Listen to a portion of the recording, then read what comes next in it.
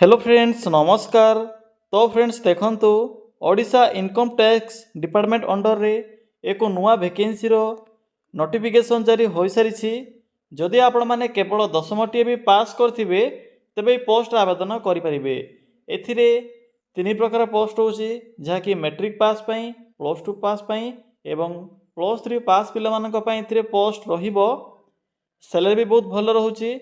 Group C post अनुसार आपण के मैक्सिमम 56,100 पर्यंत पर मंथ सैलरी देखा मिलिबो। जेहेतु एथिरे अप्लाई करिवार प्रोसेस मध्य ऑनलाइन मोड रहुची, आपण माने फ्री ऑफ कॉस्ट रे भी आवेदन करि परिबे। तो चलंतु प्रथमे देखि नेबा जे यार फुल नोटिफिकेशन टी कोन रहुची। पिला माने मु आपण को आवेदन करिवा पूर्व कहि रखुची जे यार पोस्टिंग ओडिशा भुवनेश्वर अंडर रे पोस्टिंग रहिबो। तो जदि आपण माने प्रथम थर पई आम चैनल रे विजिट करूछंती तेबे चैनल टी को सब्सक्राइब करी वीडियो टी को लाइक करि नियंतु। चलंतु आ देरी न करी एबे फुल नोटिफिकेशन विषय रे आलोचना करि नेबा। फ्रेंड्स देखंतु ए नोटिफिकेशन टी इनकम टैक्स डिपार्टमेंट जे कि ओडिशा भुवनेश्वर तरफ रु ए नोटिफिकेशन टी ऑफिशियली रिलीज होई सारिसी। हु कैन अप्लाई एही पोस्ट रे केउ माने आवेदन करि परिबे। एथिरे ऑल ओवर ओडिसा रो पिला माने आवेदन करि परिबे। आम ओडिसा रो सबु डिस्ट्रिक्ट रो पिला माने एही पोस्ट रे आवेदन करि परिबे। जेंडर टी भी बोथ मेल एंड फीमेल रहुची। उभय पुरुष और महिला प्रार्थी माने भी एही पोस्ट रे आवेदन करि परिबे। आपन के एथिरे 18,000 रु आरंभ करी 56,100 पर्यंत पर मंथ सैलरी देखिबाकू मिलिबो, जहा कि एक बहुत भलो सैलरी रहुची। जदि आमे जॉब टाइप कथा कहबा तो गवर्नमेंट जॉब रहिबो। ओडिशा भितरे पोस्टिंग रहुची। नेक्स्ट आसिला पोस्ट नेम। एथिरे तीन प्रकार पोस्ट होची, जेपरि कि एथिरे टैक्स असिस्टेंट, या सहित मल्टीटास्किंग स्टाफ बा एमटीएस स्टाफ, या सहित स्टेनोग्राफर ग्रेड 3 पोस्ट में एथिरे वैकेंसी रहिबो। तो आपण माने एथिरे एही तीन प्रकार पोस्ट आवेदन करि परिबे। नेक्स्ट आसिला एजुकेशनल क्वालिफिकेशन। जदि आपण माने मैट्रिक, प्लस 2 किंबा प्लस 3 टी कंप्लीट करिथिबे तबे पोस्ट में आवेदन करि परिबे। देखि नियंतु पिला माने जे एथिरे केउ पोस्ट में कोन क्वालिफिकेशन रहिबो। टैक्स असिस्टेंट पे रहउची प्लस 2 पास, एमटीएस पे रहउची मैट्रिक पास, स्टेनोग्राफर पे रहउची ग्रेजुएशन बा प्लस 3 पास। एहा पर रहउची एप्लीकेशन फी। एथिरे एप्लीकेशन फी 0 रहउची। आपण के एथिरे कोनसे प्रकार फी पे करिबार आवश्यक नाही। General, OBC, SC, ST, EWS सबु कास्ट रो पिला मानक पई फ्री ऑफ कॉस्ट रहुची। मागणा रही आपण माने आवेदन करि परिबे। पिला माने नेक्स्ट आसिला सैलरी। तो देखि नियंतु जे केउ पोस्ट में कोन सब सैलरी रहिबो। जदि आपण माने इथरे टैक्स असिस्टेंट पोस्ट आवेदन करूछंती तबे एथि पई 25,500 रु 81,100 पर्यंत मंथली बेसिस रे सैलरी रहुची, जहा कि प्लस 2 पास पिला मानक पई रहिबो। एमटीएस स्टाफ रे रहुची 18,000 रु 56,100 पर्यंत एवं स्टेनोग्राफर पोस्ट में मध्य सेम रहुची 25,000 रु 81,100 पर्यंत पर मंथ सैलरी। नेक्स्ट आसिला एज लिमिट। एथिरे आवेदन करिबा पई मिनिमम एज लिमिट रहुची 18 वर्ष, मैक्सिमम रहुची 27 वर्ष। तो जदि आपणकर बयस 18 रु 27 मध्य थिबो तबे पोस्ट आवेदन करि परिबे। या छडा ओबीसी, एससी, एसटी और पीडब्ल्यूडी कैटेगरी पिला माने भी एज रिलैक्सेशन पाई परिबे बा एक्स्ट्रा एज लिमिट पाई परिबे। फ्रेंड्स नेक्स्ट आसिला एप्लीकेशन मोड। एथिरे both online and offline mode रहउची। आपण माने चाहिले ईमेल माध्यम रे आवेदन करि परिबे, नचेत आपण माने पोस्टल माध्यम रे भी जाकी स्पीड पोस्ट माध्यम रे आवेदन करि परिबे।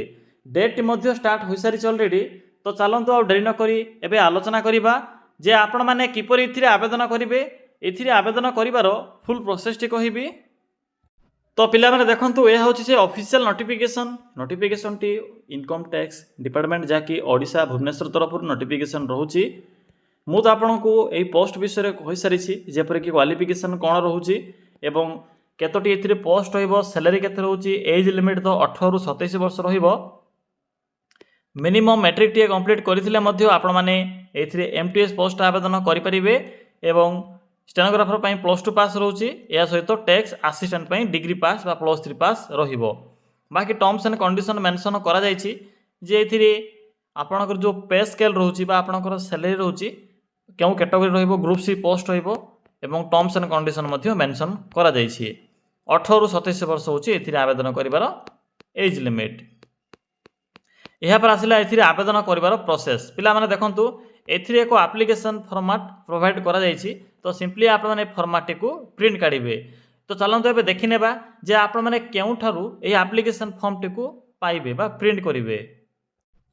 फ्रेंड्स मु वीडियो डिस्क्रिप्शन बॉक्स रे एको अप्लाई लिंक टी पिन करिछि तो आपण माने सिंपली से अप्लाई लिंक ऊपर क्लिक करिवे। क्लिक कला परे आपण को प्रथमे ही income Odisha income tax department recruitment 2026 matric pass apply now रो एको नोटिफिकेशन टी शो होतिबो सिंपली एठरे क्लिक करंतु। पिला माने क्लिक कला परे पोस्ट रो फुल इन्फॉर्मेशन शो होई जिवो। तो देखंतु शेष रे आपण को एको इंपोर्टेंट लिंक शो हेबो एठरे नोटिफिकेशन पीडीएफ एवं एप्लिकेशन फॉर्मेट लिंक मेंशन अछि सिंपली एठरे क्लिक कर नियंतु। क्लिक कला परे पोस्ट रो फुल इन्फॉर्मेशन शो हो जिवो। मु तो आपण को पूर्वरो यार अप्लाई प्रोसेस पोस्ट रो इन्फॉर्मेशन सब कहि सारिछि सिलेक्शन प्रोसीजर मध्ये मेंशन अछि चेक करि नेबे एग्जाम रहबो एथिरे एवं एहा सहित स्पोर्ट्स सर्टिफिकेट मध्ये आवश्यक पड़िबो जेहेतु एहा को स्पोर्ट पिला माने जेहेतु एहा को स्पोर्ट्स कोटा एंट्री रहउछि तो स्पोर्ट्स रो सर्टिफिकेट मेंशन बा आवश्यक पड़िबो। एथिरे मेंशन अछि जे आपण माने केउ स्पोर्ट्स रे अचीवमेंट करथिबे बा नेशनल हो स्टेट हो जे लेवल भी आपण माने खेलिथिबे से अनुसार आपण माने एथिरे सर्टिफिकेट अपलोड करी आवेदन करि परिबे। तो चेक करिवे इंटर यूनिवर्सिटी मध्ये एथिरे मेंशन अछि देखि पारथिबे खेलो इंडिया हो कि इंटर यूनिवर्सिटी हो आपण माने जेउ भी टूर्नामेंट अटेंड करथिबे से सर्टिफिकेट आपण माने एथिरे अपलोड करि परिबे। सिलेक्शन प्रोसेस देखंतु प्रथम आपण के एथिरे शॉर्टलिस्ट करा जिवो एहा परे एग्जाम रहिबो जाकि एग्जाम द्वारा आपण माने एथिरे पोस्टिंग पाई परिबे। एहा पर आसिला अप्लाई करिवार प्रोसेस जाकि एथिरे एप्लिकेशन फॉर्मेट प्रोवाइड करा जायछि फोटो अटैच करिवे केउ पोस्ट रे आवेदन करिवा को चाहउछंती से पोस्ट पाखरे सिंपली टिक चिन्ह रे क्लिक करिवे बा आपण माने सिंपली पेन रे को टिक चिन्ह देबे। एहा पर आपणकर एड्रेस इन्फॉर्मेशन ए सब गुडी को फिल अप करिवे। फिल अप कला परे डिक्लेरेशन डेट प्लेस ए सब मेंशन करिवे। मेंशन कला परे देखंतु आपण को एको एड्रेस शो होथिबो आपण को शो करे दोछि।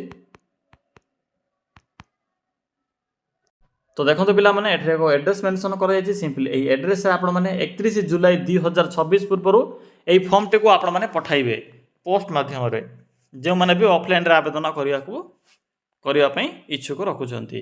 तो फ्रेंड्स या थिला एई इनकम टैक्स डिपार्टमेंट अंडर रे ओडिशा सर्कल रे आसीथिबा नुवा वैकेंसी रे इन्फॉर्मेशन। तो जे माने भी एलिजिबल होथिबे निश्चित रूपे ट्राई करिवे बा अप्लाई करिवे। किछि भी जदि आपनको डाउट लागुथिबो तेबे कमेंट सेक्शन कमेंट करी जणाई परिबे।